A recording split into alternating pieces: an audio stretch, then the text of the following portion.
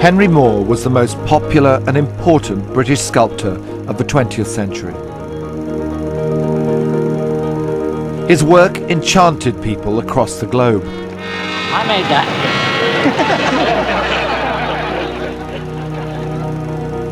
And it wasn't just because of his sculptures.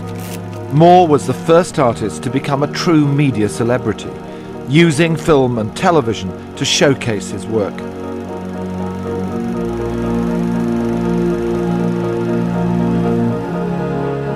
One doesn't do things for the roughness or the smoothness. You do them for what it is you're trying to express. On tonight's Culture Show, we explore Moore's life through a camera lens. The story of how a plain-speaking Yorkshire artist became a global superstar.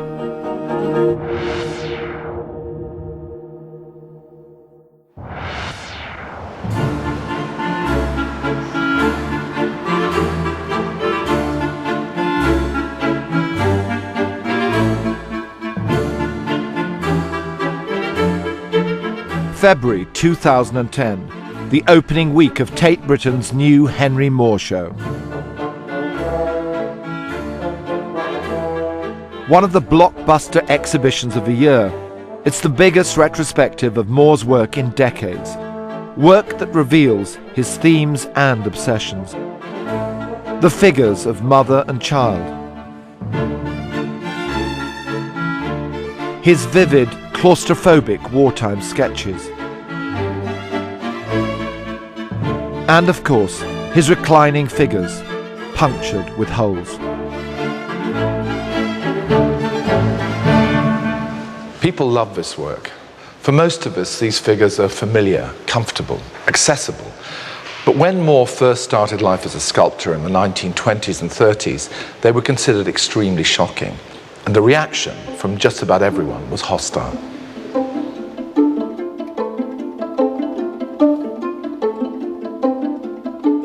At the start of his career, Moore was unashamedly an avant-garde artist. He was part of a bohemian set, living in Hampstead with his Russian émigré wife Irina, and mixing with the likes of Ben Nicholson, Paul Nash, Barbara Hepworth.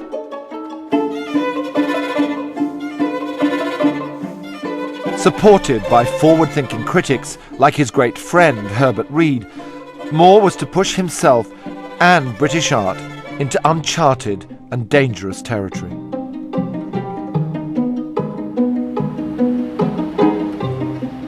I think when you look at his sculptures, particularly when you look at the sort of most abstract pieces that he starts making around 1933, 34, there's such a strong erotic sexual side to them. You know, you see these stone carvings, which are these very sort of gently undulating surfaces and sort of little protuberances that seem to refer to genitalia and nipples and the navel and so on.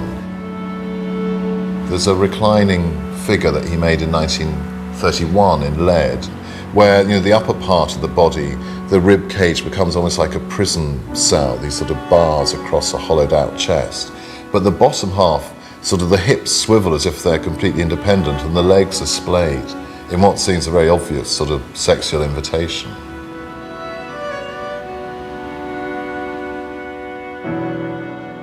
A review from the Morning Post of April 1931 gives us a taste of the prevailing attitude to Moore's work.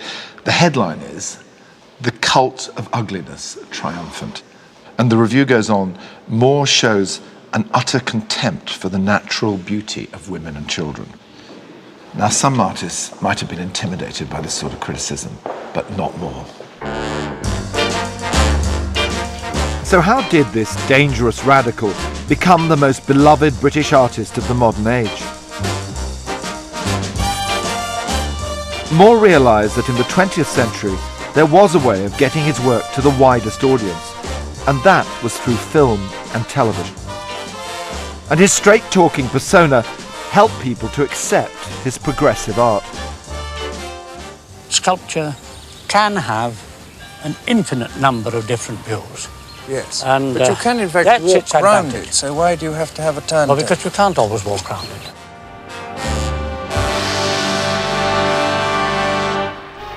Moore's relationship with the small screen began in 1937, just 5 years after the start of BBC television. Ladies and gentlemen, the purpose of this film is to give a brief survey of the kind of programs which have been and are being transmitted by the BBC television service. Hidden amongst footage of big bands, comedians, ballroom dancing, and a somersaulting monkey, artist and novice presenter John Piper showed off a Henry Moore. I believe that what sound broadcasting has done for music, television may do for painting and sculpture.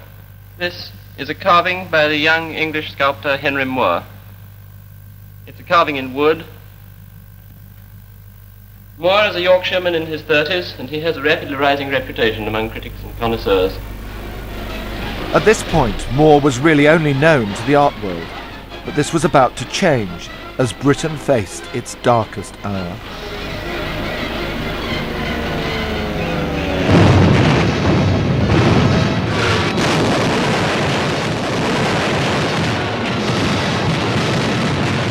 Moore experienced the London Blitz firsthand. His Hampstead studio was even bombed.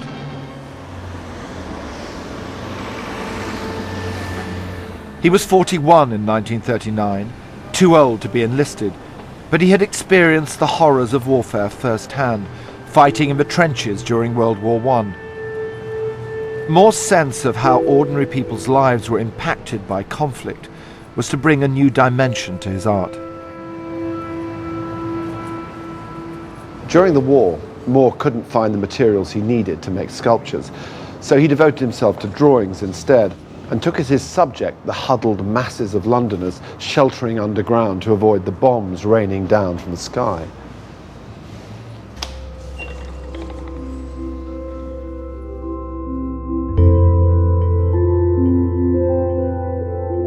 Between 1940 and 41, he created a series of haunting, evocative images known as the shelter drawings.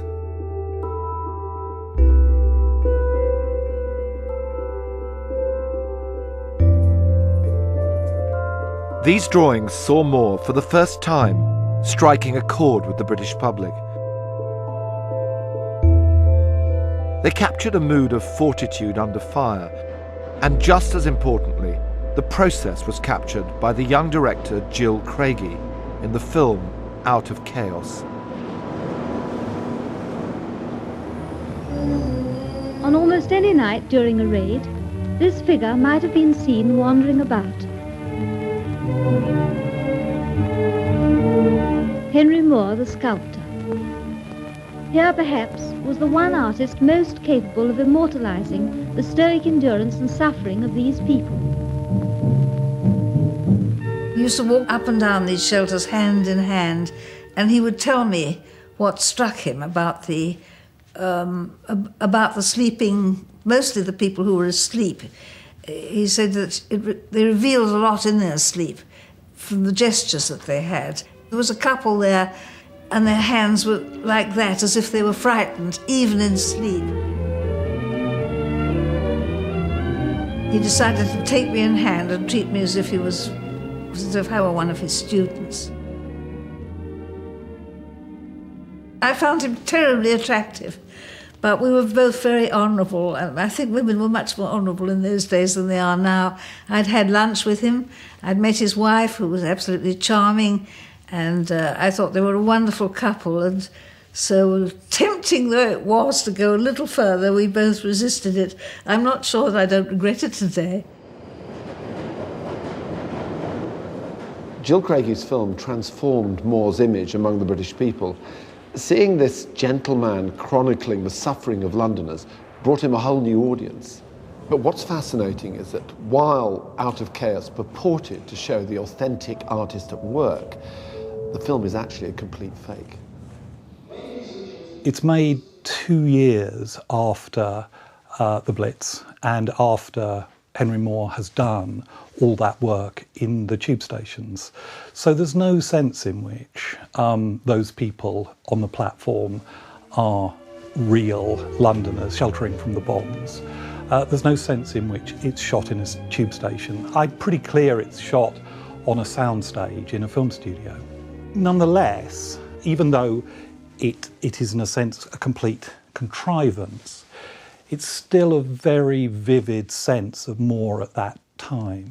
And I think the most extraordinary thing about it is that single shot, which lasts for over a minute, without any cuts, and indeed with almost no speaking over it, where Moore washes across a drawing. And here is a work of art being revealed to you, the viewer, in a very strong and very vivid and rather exciting way.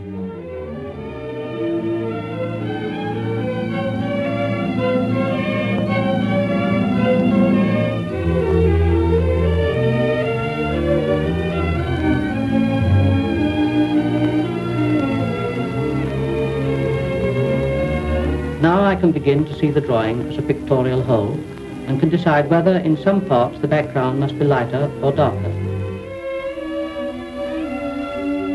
The film showed Moore at work in his studios in Hertfordshire, Perry Green, where he moved with his wife Irina in the 1940s.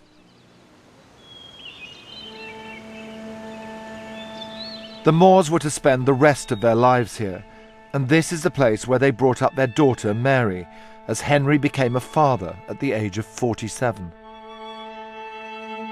My father worked at home, so he was a father 24/7 all the time, but also work and home merged into one. That must have been quite magical for a child to be able to see those things emerge in his hands almost.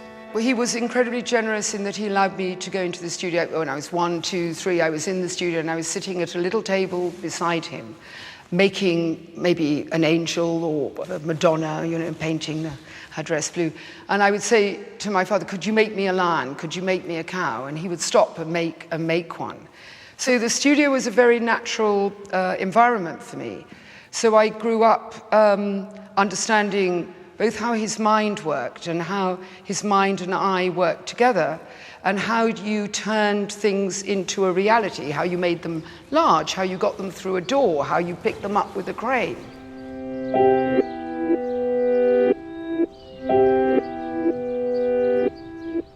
I remember me having a 7th birthday party, and my father produced a pair of bathroom scales, and everybody was meant to line up, and he guessed their weight within a few pounds. It was because he'd picked up so many blocks of stone. He absolutely knew how much anything weighed.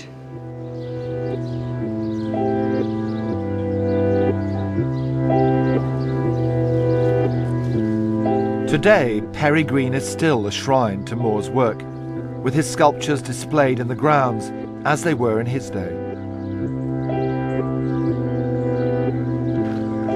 Indeed, the house looks exactly the same as when Henry and Irina lived here, as if they're due back at any minute.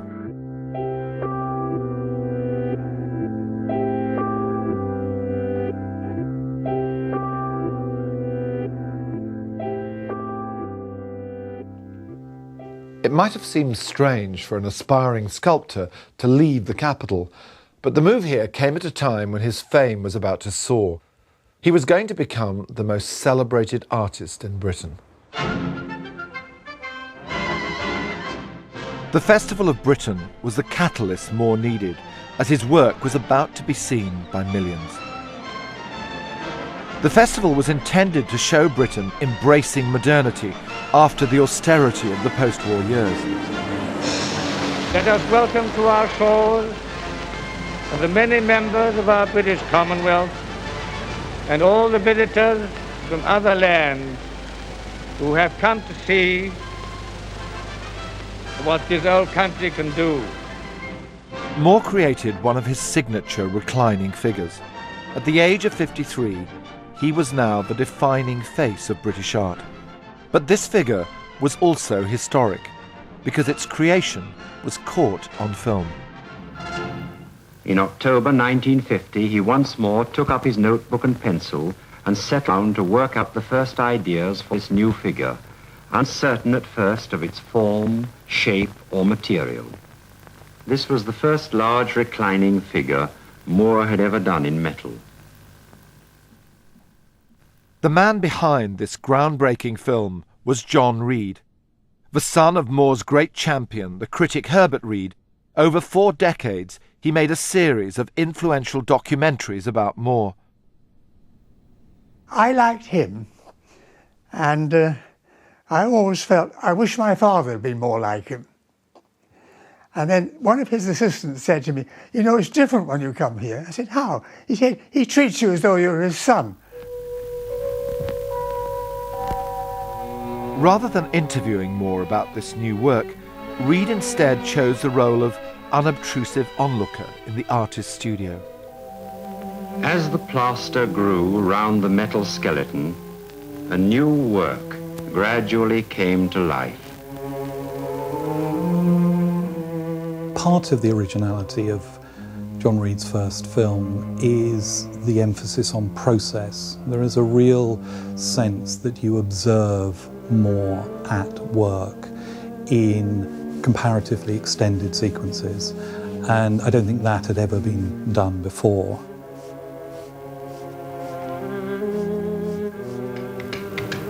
The joints must be strong enough to bear the weight that will rest on them. When it is finished, even an experienced sculptor would find it hard to discover where one section ends and the next begins. When you were filming, did he take an interest in what you were doing, where the camera was placed, how you were framing his work? He always wanted it filmed out of doors, natural surroundings, with natural light. And the only trouble I ever had with a rather conventional cameraman who wanted to light the sculptures, get rid of the shadows. Well, of course, the shadows give it the contours. And that was the only time I ever had an argument at all, and that was with the cameraman, not with him. Henry Moore's sculpture is at its best when seen in the light and setting in which it was born. In that film, John Reed and Henry Moore invent, in a way in which an artist is presented. They invent the language of how you show an artist on television. And there's a very real sense that all of us programme makers are the children of John Reed because of that film. John Reed not only caught the creation of a Moore sculpture, but also a moment of destruction.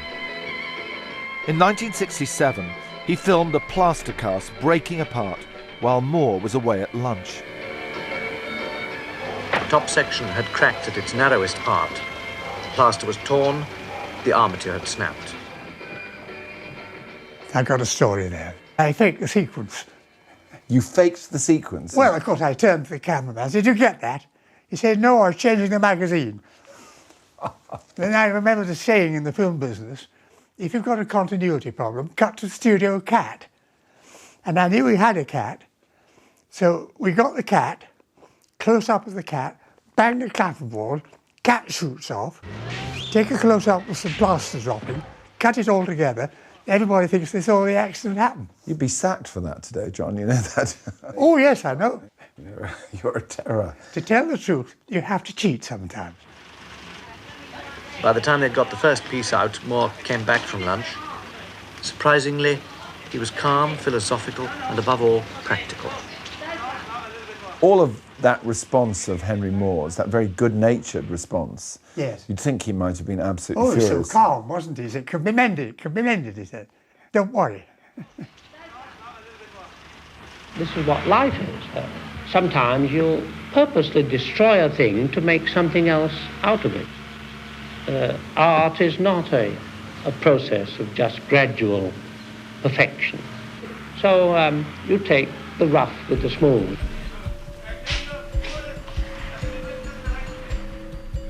Reed's films demystified Henry Moore's artistic process, showing that Moore used assistants at Perry Green.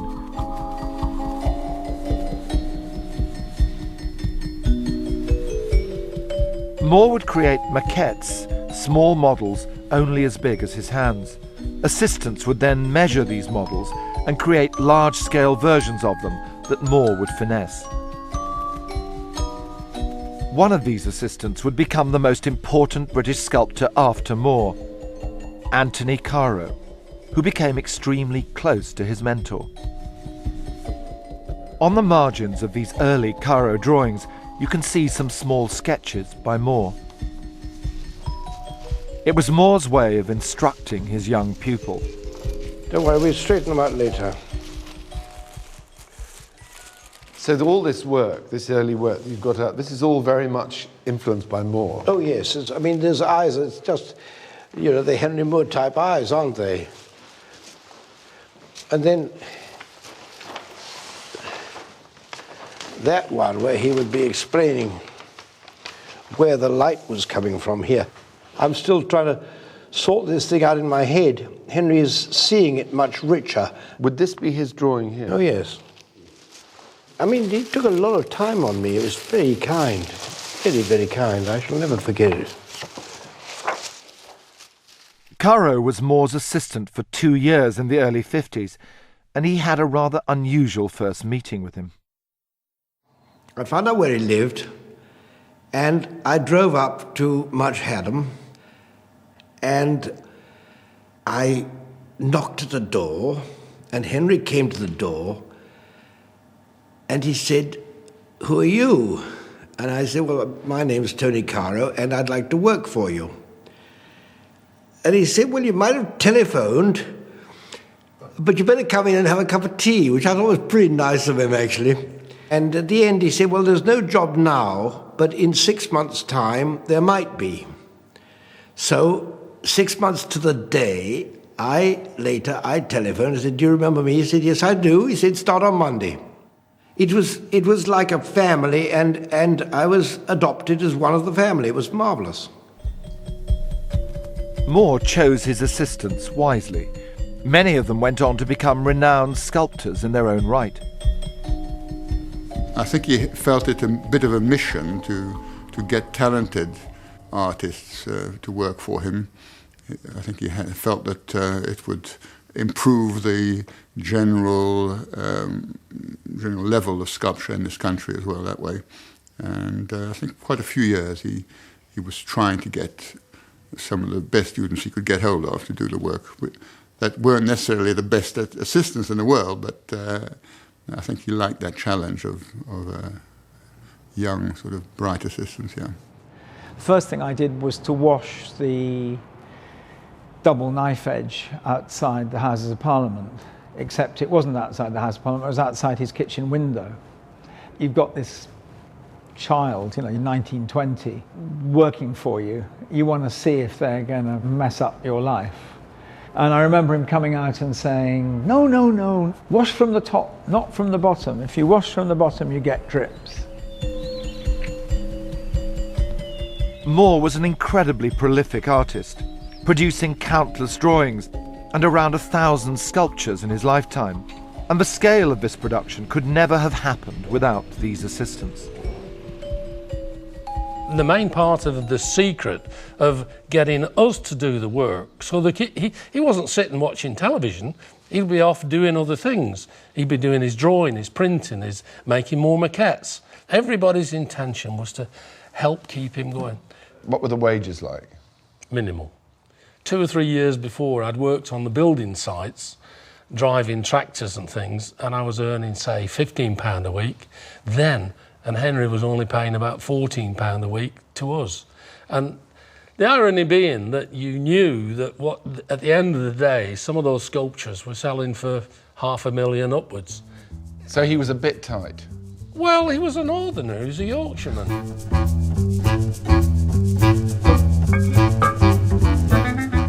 But it wasn't Moore or the assistants who kept Perry Green running like a well-oiled machine. It was a woman who shied away from the TV cameras, his wife, Irina. My father was an extrovert. My mother was an introvert. She was always in the background, rather like a cat, watching what was happening. He could never say no. He was somebody who said yes to everything. Somebody would come along, can we do this? Can we make a film about this? Yes, yes, yes. She was the person who said no. And so if, like the sun and the moon or the yes and the no, they worked perfectly together. She presented the sort of scene, the environment, if you like, in which he could operate. He didn't have anything to worry about. He didn't have to worry about his clothes or his food or anything to do in the house. It was all organised by her. And that gave him the time to work. I think he was a natural workaholic anyway, and she encouraged it. Sometimes you don't feel like working. You know, if you've got a bit of a mood on you or you're down, Mrs. Moore would see him out there into the workshop in the morning and sort of open the door and kind of push him in there, shut the door, and say, get on with the carving. And he would pick up a mallet and he would tap. But he'd be holding the book and reading the book because he didn't feel like that. But he'd be banging on the desk, you know, to impress her. Once she'd hear that noise, she'd then go away in the house and get on with things.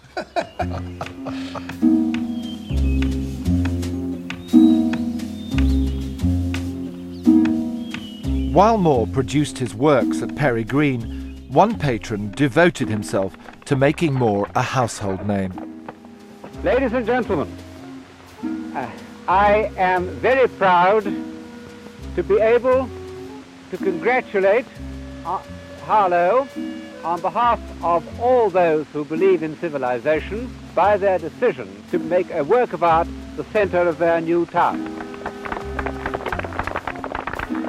Clarke was the most influential art critic of the post-war years, a beacon of high culture. His relentless promotion of Moore led to the artist securing ever larger commissions. Clarke was also a regular presenter on television, and he featured Moore on his 1950s TV series, Is Art Necessary? I was allowed to go recently to the British Museum when it was closed to the public, when it was all dark, in the company of the greatest living sculptor, Henry Moore. It doesn't look too easy to get into the museum at night, does it? Doesn't. It's marvellous. Well, perhaps they might help us. They're open. They're open. Let's go. I think Moore's relationship with Kenneth Clarke is fascinating. You know, Clarke was this extraordinarily prodigious character who was director of the National Gallery when he was about 30. The establishment art person, if you like. Moore seems to enter into this sort of strange symbiotic relationship with Clarke. You know, Clarke very clearly sees Moore as the greatest artist he knows, this great genius. But Moore also seems to feel a need for Clarke's support.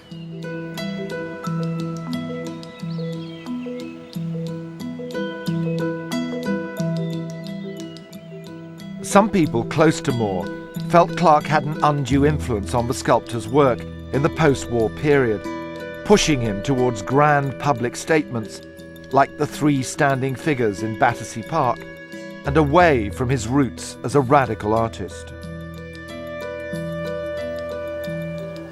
When I saw the maquette of the 3 standing figures, I thought this was going to be something terrific.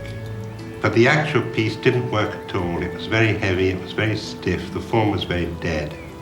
Being close to Henry, I was working for him and everything, I was rather ashamed and disturbed because I thought the piece was a dud.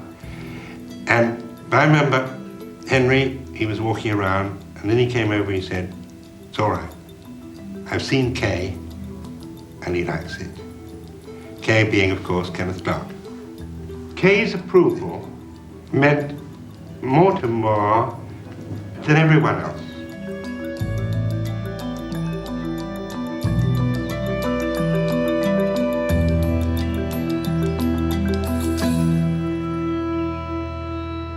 Despite the unease of some critics about the quality of Moore's more recent work, it wasn't a scepticism shared by much of the public. Moore the man was more popular even than Moore the artist, and the broadcasters soon cottoned on to this. In 1960, the week after Tony Hancock, Moore was the first artist to appear on Face to Face.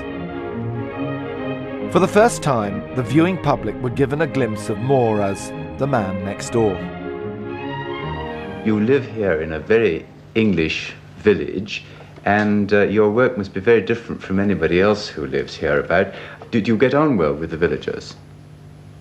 Yes, I think one met them all in the pub on a Sunday, and the tradesmen, the people that one had to help in the alterations we've made in the house, all that. Oh, yes.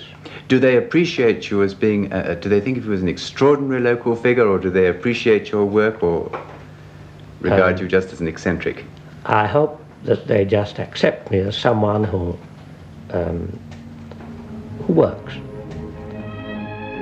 Moore was now in his early 60s, but rather than looking towards retirement, from this point on, his media appearances only intensified.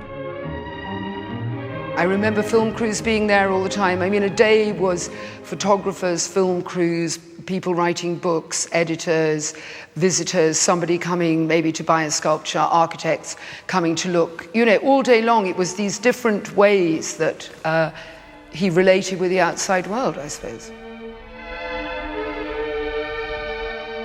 Moore was even happy to let viewers see him in a domestic context. In 1960, he showed Hugh Weldon round his home for Monitor.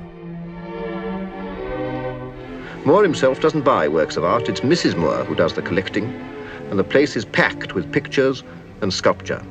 A case in the hall holds a collection of Aztec and early Mexican work. I like very much this one here, this Aztec piece. Does it come out? Yes, we can get it out, I think. But I have to be very careful. All right. It's it was in 50 pieces and has been put together again. But while Moore was happy to show Weldon round Perry Green, he was less inclined to discuss the motives behind his art. One time, almost anything I did turned into a mother and child. Why, I don't know. It's just a theme that at one time obsessed me. There must be some reason. Yes, I agree. What is I it? don't know it. For all his supposed candour, Moore's TV appearances hid as much as they revealed.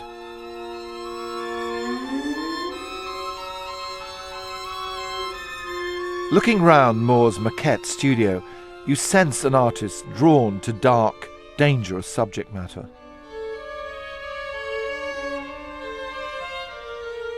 But this was a side of his character you never saw on television. One of the challenges with Moore is that what he says later in life focuses on the sort of formal qualities of his art, and I think possibly actively seeks to marginalise the sexual and the political side of his work. He comes across as this very straightforward, rather avuncular figure. I mean, I don't think I've ever seen a picture of Moore after 1945 where he isn't wearing a tie. Certainly, one gets a sense that he's managing his image. It's almost as if he sort of developed a persona and a way of talking about his art that's actively sought to be inoffensive. I prefer really to not talk about one's work too much, not to try to explain it too much. One can say things that don't matter about it, yes, but to try to go into what its deep motives and reasons are, I think might stop one from wanting to go on. That is, perhaps if I was psychoanalyzed, I might stop being a sculptor. I don't know, but anyhow, I don't want to stop being a sculptor. Any attempt to delve into Moore's psyche was politely batted away by the sculptor. When Moore was asked about the erotic nature of this work, he said, no, a spark plug.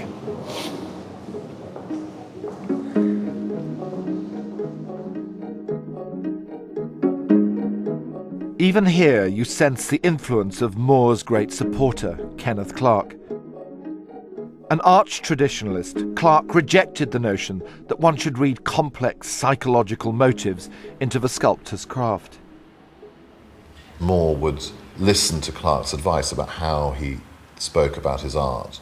And I wonder if that isn't one of the influences behind the fact that he only talks about his art in terms of how it's made and where the forms come from, rather than the sort of deeper drives and ideas.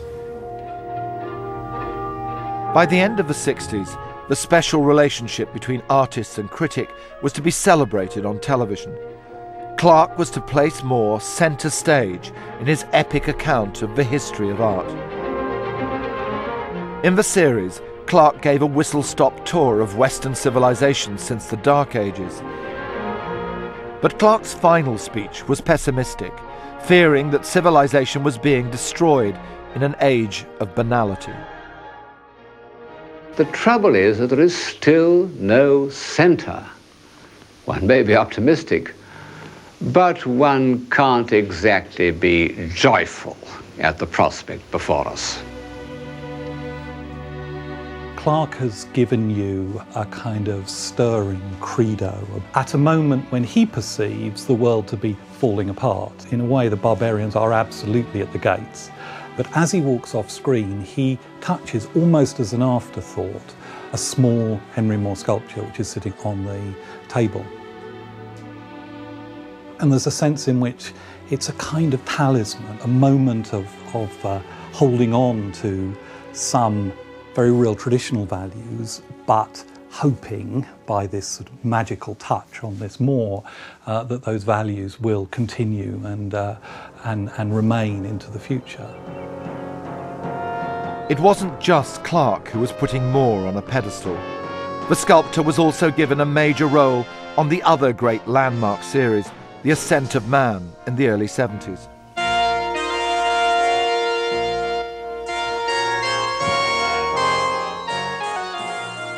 The programme followed Moore to the marble quarries of Carrara, where Michelangelo sourced his own stone. I had to think in the same way that Michelangelo might have done, so that one had to wait until an idea came that fitted the shape of the stone. And that was seeing the idea in that block. The programme conveyed the image of Moore as Michelangelo's natural successor.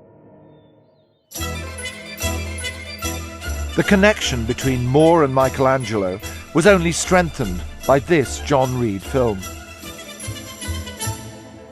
It documented Moore's audacious 1972 exhibition in Michelangelo's childhood home of Florence, where Moore pitted his works against the masterpieces of the Renaissance.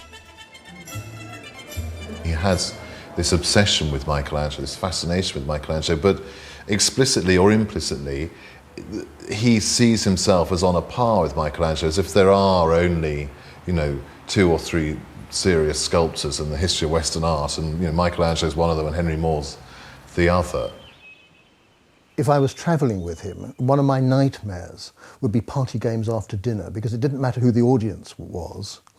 You would have to list your 10 or 12 greatest artists of all times. I knew that you had to include him in that list, and you also had to include Michelangelo, and you had to include Rembrandt. If you went beyond that, it didn't really matter. But if you didn't mention Rembrandt, you didn't mention Michelangelo, and you didn't mention Henry Moore, that was a black mark. And he played that game with anybody.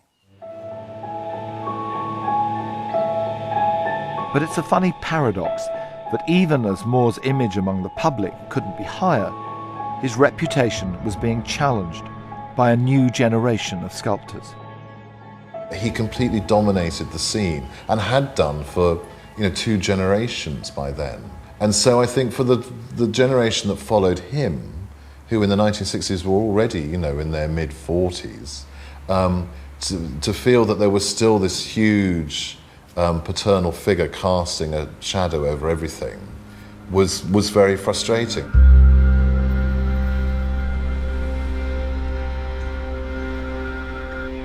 The rift between Moore and the younger generation was about to get personal.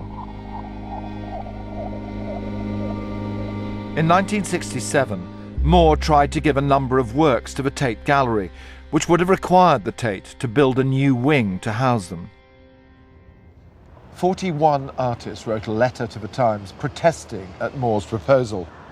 They were horrified at the idea that Moore's work would effectively take over the Tate, and it is an extraordinary list of names, a roll call of many of the most famous artists in Britain, including Elizabeth Frink, Eduardo Palozzi, Alan Jones, Howard Hodgkin, Patrick Caulfield, the list goes on. And astonishingly, two of Moore's former assistants, Philip King and Anthony Caro, also signed the document. Well, I think you always react against your father a little bit. The letter said, don't let's make the Tate Gallery into a Henry Moore museum. And I was so pleased that nobody had asked me to sign it. And then they did. Oh, God, shall I sign this thing or not? So I went and studied it in one room, and Sheila studied in the other room. And I came out and said, I'm going to sign it. And Sheila said, you're wrong, don't sign it. But I did sign it.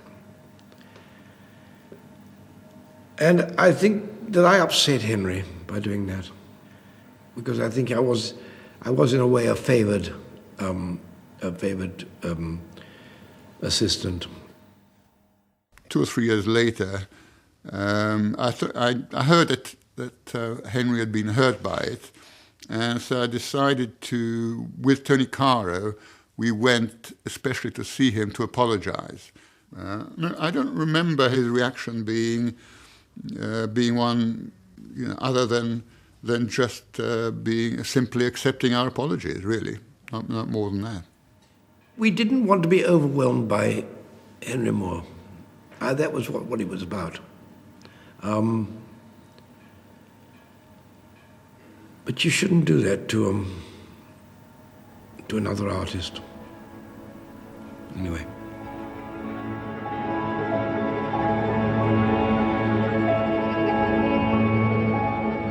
Moore donated the works instead to the Art Gallery of Ontario in Canada, where they remain to this day. But while he was unfashionable among the British arts elite, his works were snapped up by the international market. It's a big world out there. The world does not stop at the M25. Those things are going on everywhere. There were still huge sales in America, the beginning of sales in Japan. So he wasn't going out of fashion, except in perhaps a small limited area.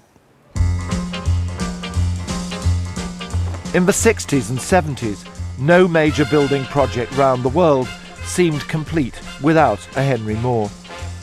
Now the most likely place to see one of these new works would be outside offices and skyscrapers. The whole post-war period in Western culture is the beginning of serious corporate culture. So that's the beginning of the emblematic office block, the plaza. And I think what happened to Henry Moore was that he became a kind of badge of that culture. And I don't suppose he really realised it was happening, because the opportunities would have been so seductive. Would you like to do this in Chicago, and that in Hamburg, and this in Stuttgart, and this in Toronto, and that in Wellington? And yes, yes, yes, yes.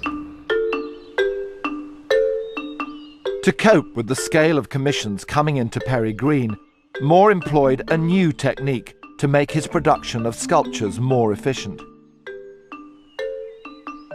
On a return visit to Moore's estate, former assistant turned set designer Derek Howarth introduced the sculptor to one of the tricks of his trade: polystyrene. I'd been working in the evenings making some theatre props, and I came back and Henry saw these in the back of the car and said, "Oh, I'm glad to see your stone carving." So I got this piece out of the car and faked it was heavy and said, "Here," and he said, I can't handle that. By then he's about 70 years old, you see, and knowing stone, he knew the weight. That's only, these were sort of 2 foot by 3 foot kind of blocks. And then I said, look, it's polystyrene. Now, Henry then said to me, do you get big stuff? I said, yeah. He said, I want to put some pieces at the top field. He'd had a mound built at the back of the field so that he could film things against the skyline. And he said, do you think you could do these? I want the Glencilm cross and the 2 side pieces. So I said, I'll order some material and come up. And with 2 assistants, in about 3 days, we did these pieces. We were able to carry them on our shoulder, take them up there, slot them in the ground, and he was over the moon. And that would have normally taken about 6 months to have built them in plaster, you see. Right. Once again, John Reed was in the right place at the right time. In 1974, he captured Moore working with this new material. He has a studio for making full-scale models. The parts are cut out of 10-foot blocks of polystyrene. The bronze casts can be made from these in separate pieces. Around this time, Moore was visited by the young Antony Gormley. I went for tea when I was a student at Cambridge, and it was just down the road. And we had a look at his maquette studio, the famous maquette studio, which was sort of, dust, bones and flints. And then he said, come down and see what's going on down in the sheds. And it was very English insofar as it was, one shed that had become more than one shed. So it was a chain of sheds. And in the last shed, there was this man with this huge, great thing made out of glued together billets of polystyrene about the size of this table, grating it with a cheese grater. And I was a bit shocked, I have to say.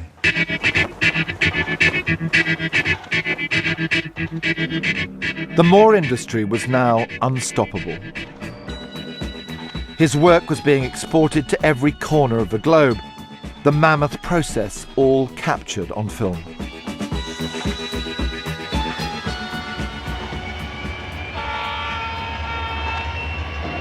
In the 70s, an old music hall standard was rewritten as a way of attacking Moore.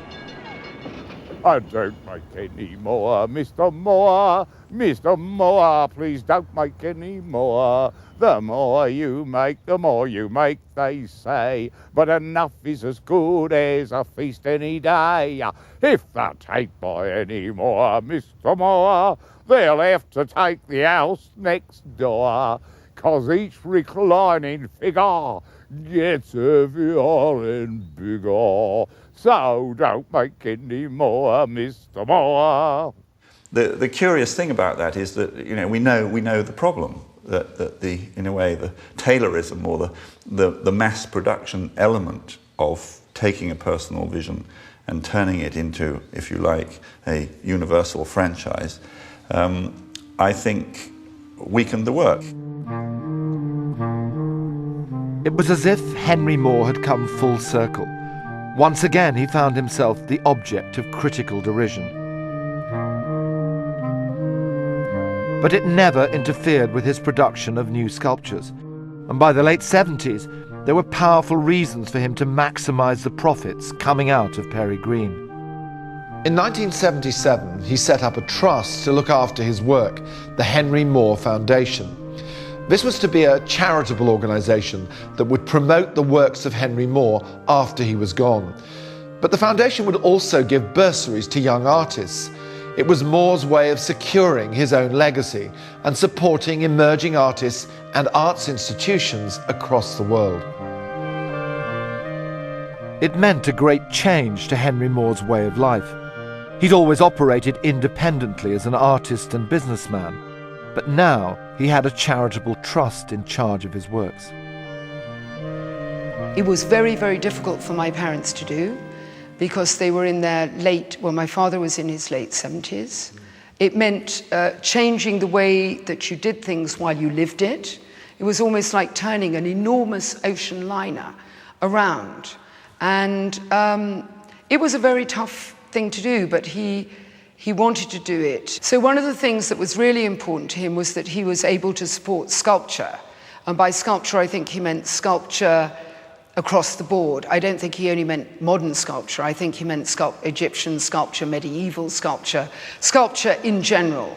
The foundation has been an incredible support. I mean, to me and to hundreds of artists. I absolutely admire the public spiritedness of that, and the fact that it is the envy of many countries throughout the world that there is something like the Henry Moore Foundation that supports young artists.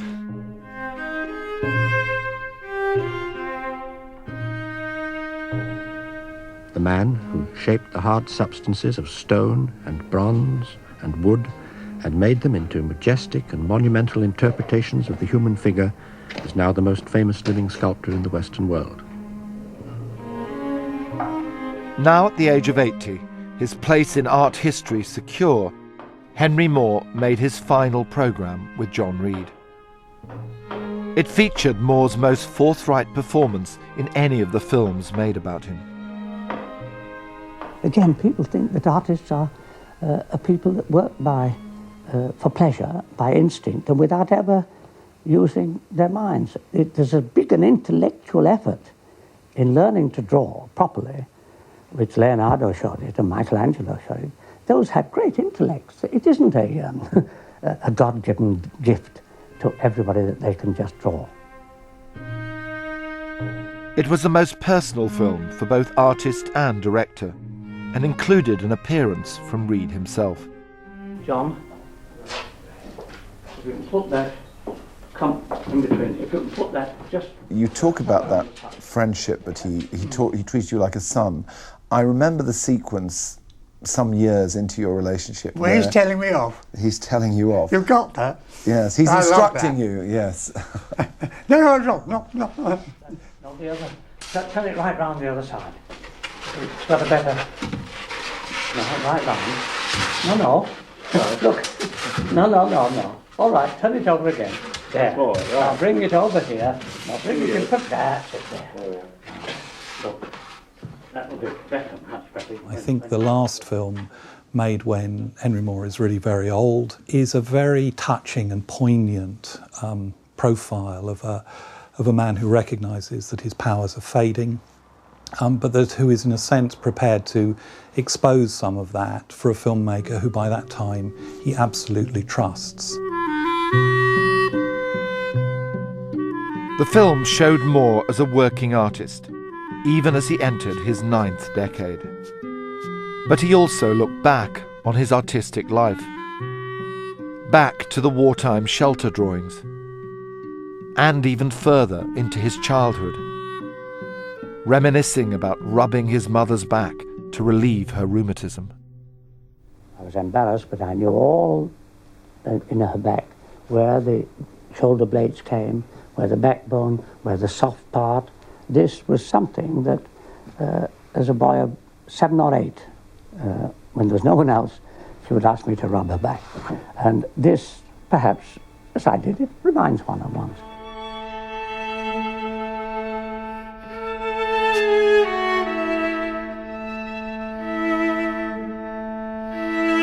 In his 80s, Moore's on-screen appearances naturally diminished, though he would still attend the opening of exhibitions of his works.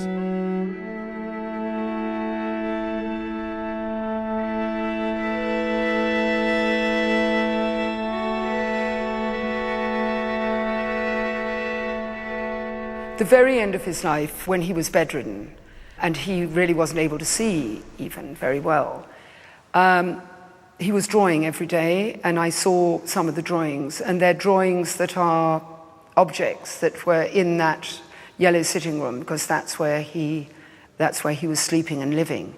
For instance, there was a lynx, an Assyrian marble lynx. He'd probably looked at this hundreds and thousands of times every time he was in that room.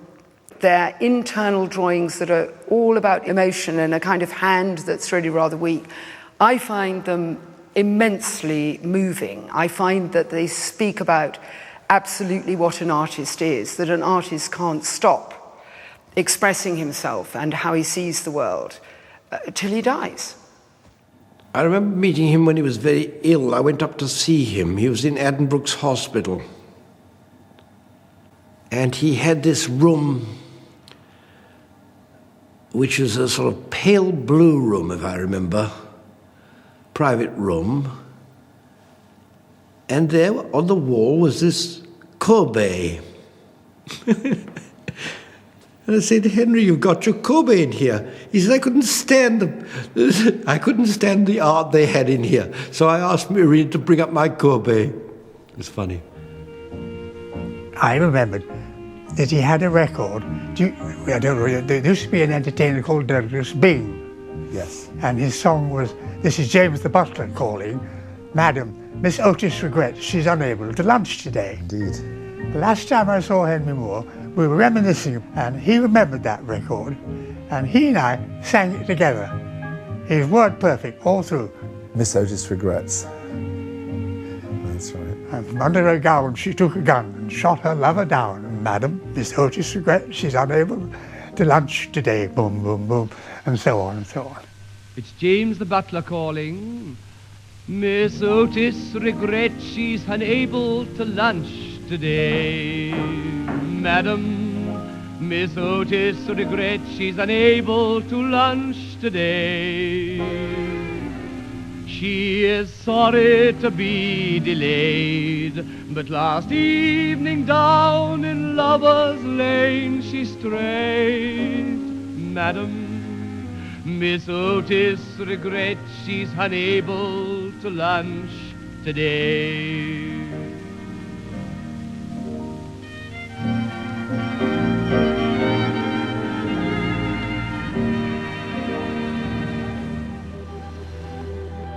For me, the extraordinary achievement of Moore was that he was really the first British international artist in an extraordinary way, in an absolutely extraordinary way.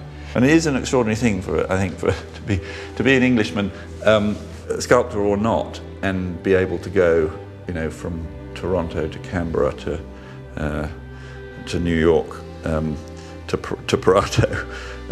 And see, there's one of ours. There's one of ours, not just here, but actually celebrated. And that's an extraordinary achievement. He's put sculpture on the map, and that's a very important thing to have done. And he's given us all ambition and hope, which is great.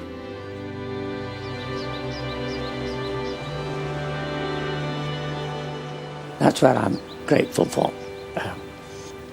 my life, that one had enough talent to go on trying to do something. Life is then has a purpose. And I don't know, I think somebody who really has an ideal in his life, whether it's to do with people, whether it's to do with painting or drawing or poetry or so on, if somebody has that, but then they're amongst the luckiest people in the world.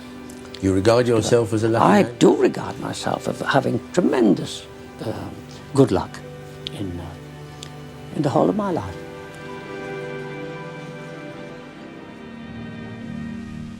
When she woke up and found that her dream of love was gone, Madam, she ran to the man who had led her so far astray.